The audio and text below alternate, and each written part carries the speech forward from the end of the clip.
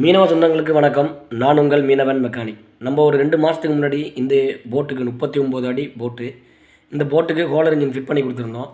இதே போட்டுக்கு தான் இன்றைக்கி ஒரு புதுசாக ஒரு வீஞ்சையும் ஃபிட் பண்ணி கொடுத்துருக்கோம். இந்த போட்டோட 39 அடி இதோட போட்டோட நீளம்.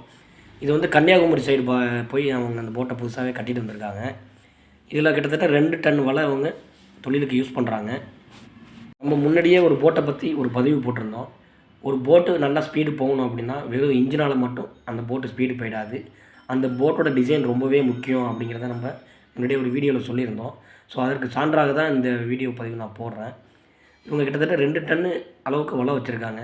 போட்டுமே 39 அடி போட்டு. இதுக்கு ஸ்பீடு எப்படி போகுதுன்னு அப்படின்னு கஸ்டமர்கிட்ட கேட்டப்போ இதுக்குவே 13.5 பாயிண்ட் அடிக்குது அப்படிங்கிறாங்க. ஒரு இன்ஜினுக்கு 13.5, 2 இன்ஜின் வச்சுருக்காங்க அவங்க. 13.5 பாயிண்ட் அடிக்குது ஒரு இன்ஜினுக்கு மட்டும். ஸோ அதனால் போட் டிசைன் ரொம்பவே முக்கியம். நன்றி.